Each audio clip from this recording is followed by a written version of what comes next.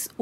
Welcome back sa aking channel. So sa video na to, ang isi-share ko naman sa inyo ay kung saan or kung paano nga ba mag-message kay Shein or how to contact Shein. Ayan.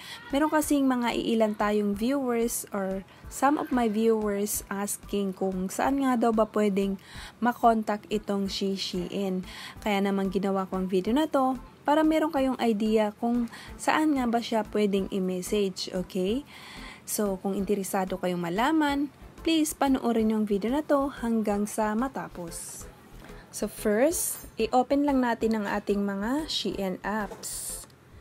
So, pagka-open nyo, ay pindutin nyo lang itong me dito sa bandang baba, okay? Pagka-pindot nyo yan, ay pindutin naman natin itong settings dito sa may bandang itaas, itong bilog, okay? So, pagkapindot naman natin yan, ay hanapin natin dito yung connect to us, and then i-click natin yung connect to us.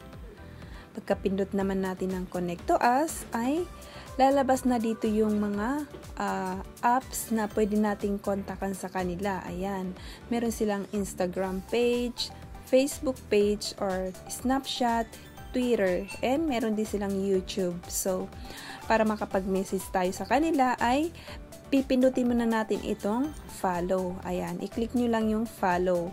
Pagka-pindot nyo yung follow, ay i-redirect nila tayo dun sa kanilang page, okay? Ayan, so, dito ko siya i-message sa Instagram. For example, ayan. So, pagkapindot ko ng Instagram ko ay niredirect nila ako dito sa kanilang page. Ayan. So, pindutin nyo lang yung message.